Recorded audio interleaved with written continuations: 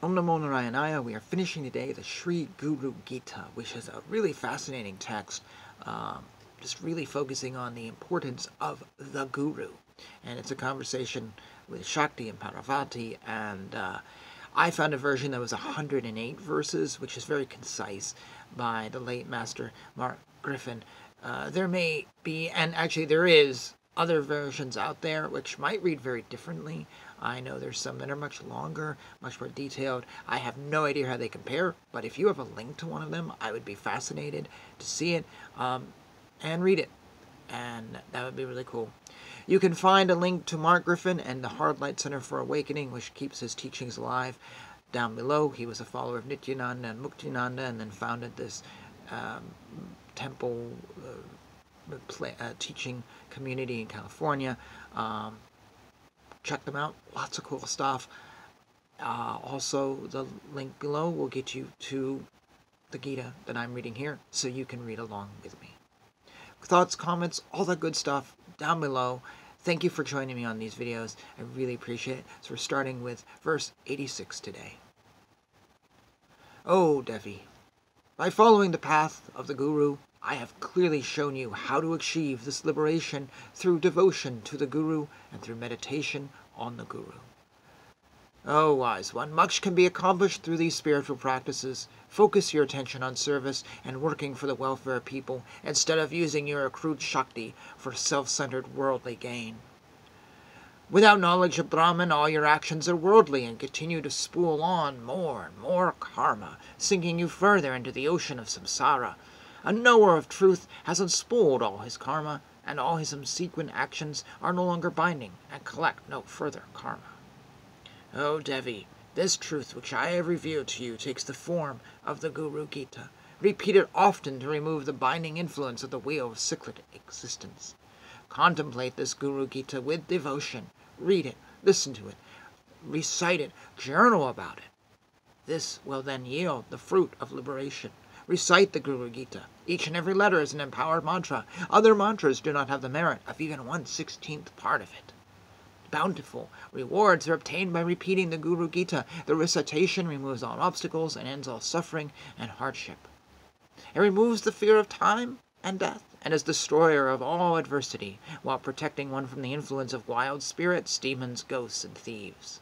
It removes the diseases of the worldly existence. It bestows riches and cities, as well as the ability to influence others. Always repeat the Guru Gita. Through this repetition, one becomes free from bondage, gains the favor of the gods, and attains lordship of the deities of consciousness. The Guru Gita brings one into direct contact with the pillar of the Siddha lineage. It brings the refined spiritual qualities of Sattva Guna to the forefront. It increases good karma and dissolves bad karma. Repeating the Guru Gita aligns one life with the Guru. It brings good dreams to fruition and curtails bad dreams. Fear of the astrological influence of the 9 planets is diminished, and unfinished tasks become easy to contemplate. It removes all obstacles and quickens the fulfillment of desires. It accomplishes the 4-fold goals of life: dharma, righteous duty; artha, wealth; kama, pleasure; moksha, liberation. If one's goal is liberation, the Guru Gita should be recited regularly. The glory of liberation will be attained, as well as the fruition of worldly desires. Repeat the Guru Gita and bathe in the cleansing waters of the ocean of truth, thus washing away the impurities of the world and binding trap of samsara, the cycle of birth and death. Having established inner silence of the mind, repeat the Guru Gita with detachment in a clean and sacred place. Now I shall speak of the places that are beneficial for the spiritual practice. At the seashore, along a river, in all holy temples and shrines, such as those to Shiva, Shakti, or Vishnu, in a cowshed by sacred trees, such as the dati or the mango, thorn apple or banyan, in a grave of tulsi plants, or in an ashram. O beautiful one, it is also fruitful to repeat the Guru Gita in a cemetery or in frighteningly desolate places. O Devi, prepare your seat well with the proper asana. Use a white woolen blanket placed over kusha or durva grass to reap the highest attainments, or use a tiger skin or black deer skin, which give rise to liberation or knowledge. Other seats are not as favorable for your practice, such as cloth wood or sitting directly on the ground. How you position your seat is also important. To influence others, sit on a red seat facing east. To defeat demons, sitting on a black seat facing south. To gain wealth, sit on a yellow seat facing west. But the highest outcome is achieved when you recite the Guru Gita facing north on a white seat and realize peace. Satyam, Satyam. The Guru Gita is the truth. There is nothing else like it, O beautiful one. I have revealed this truth to you in answer to your longing. This is the truth. This is the truth. O Goddess, the dedication of one's life to the Guru is extraordinary. Everything is affected by this devotion. The devotee's mother, father, family, and ancestry are all blessed. Even the earth itself rejoices.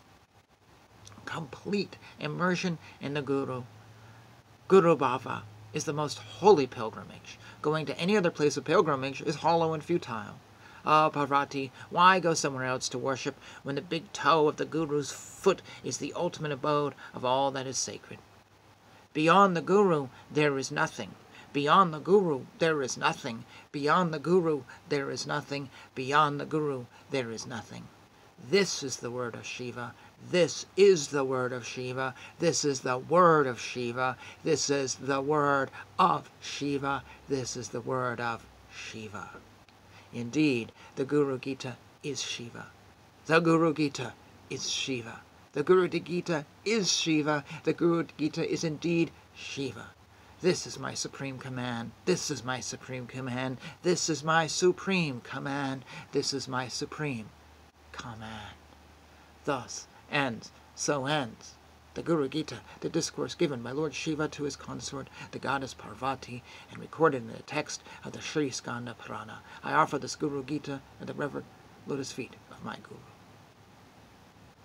Thus ends our reading of the Guru Gita. There was a verse here I wanted to comment on because it affected me. In my life, it said, the spiritual places you should go along a seashore, river, etc. So I discovered Hinduism in 1997. You could see a video I did on Neem Karoli Baba where I briefly talk about how I discovered it. I grew up in an atheist household, honestly, completely not Christian, not Jewish, atheist. And so discovering something that was a different tradition, I didn't even know about other traditions. So to discover that was amazing. And for like 6 months or so, I was really into Hinduism and really into it. But I thought that you had to live next to the Ganges, and if you didn't, you were done. So I threw it away, and I went into the church for many years, and I did other things and other things and other things, and eventually came back to it when I realized I was mistaken. You don't have to live next to the Ganges, no more than you have to live in Israel to be Jewish, or no more than you can be Buddhist in any country in the world. So it really messed me up thinking that. And there was a little paragraph right here that I wanted to clarify how I perceive it. So it said, I shall now speak of the places that are beneficial for the spiritual practice, for silencing the mind, etc. At the seashore, along a river. Well, some of us don't live next to the seashore. I do. It's half a mile down the block. Along a river, again, some of us, probably most of us live near rivers. I think most cities are set up near rivers. So that one's okay. In holy temples and shrines such as those to Shiva, Shakti, and Vishnu. Well, I'm in America. Finding a temple dedicated to Shiva, Shakti, or Vishnu is really hard for most of us, particularly outside of a big city. If you're in the middle of Arkansas, maybe. There is a Hindu temple about 20 minutes from me. I've actually never been to it, believe it or not. It is dedicated to Shiva, but it's really focused on the Indian community. I think foreigners find it hard to even access the website. It just isn't updated. I don't know what's going on, and it's tough. And I don't have a car, so I have to bus over there. But that temple only opened a few years ago. So, and I think it's the only Hindu temple in Maine. So if you're anywhere else, you don't have that. In a cowshed, well, I'm in a big city of 66,000 people. Well, not big city, but in Maine, it's the biggest city. There's no cowsheds around here. I don't even know where there is any cows. Actually, yeah, there is, but it's a 2-hour drive north of me. By sacred trees. Well, Where are there sacred trees in America? In a grove of Tulsi plants. Again, there are no Tulsi plants in America. Or in an ashram. How many ashrams are there? Big cities have them. Boston has a ISKCON ashram. New York has a few, but again, there's very few. It's also a beautiful one. It's also fruitful to repeat the Guru Gita in a cemetery or frightening, desolate places. Okay, well, all of us can actually find that. So this lists some places to go, but I want to emphasize, I believe that you can go to other places. Don't get stuck on this, that you have to find a temple, that you have to go to a cemetery, that you have to do this. It messed me up.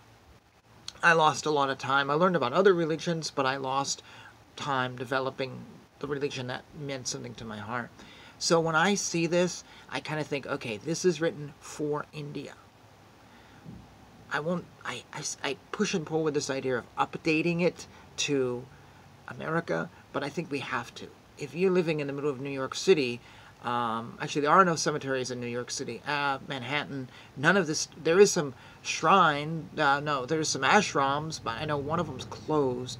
Even then, you're going to struggle. Or if you're in the middle of nowhere, I was just talking to a friend of mine the other day, she lives on 16 acres outside of a city, and in the town of, like, she just got internet a couple years ago. I mean, she's in the middle of nowhere here in Maine. So what does she do? Find a place, and this is my last word, find a place that basically instills the same values as these things. That's what you need to do. Don't do what I did. Don't run away. Find a place that has the same feeling. Go to a church. I like churches myself. You know, find a forest, find a river sanctuary, find not necessarily a grove of Tulsi plants, but maybe something else. I don't know, an ashram. There might be a monastery. There may be a Buddhist group. I don't know. There's something that you can do that gets the same feeling of it. That might work for you. So I just want to throw that in. It's a little minor point in a big section of a book that's really great. But I think it's sometimes the minor points we get stuck on. Anyways, that's me opening up the conversation. You may continue it however you wish, and I would love for you to continue it. I thank you for joining me on this reading of the Sri Guru Gita. Comments below, welcomed. And with that, Hare Krishna, Krishna Krishna, Hare Hare, Hare Rama, Rama Rama, Hare Hare.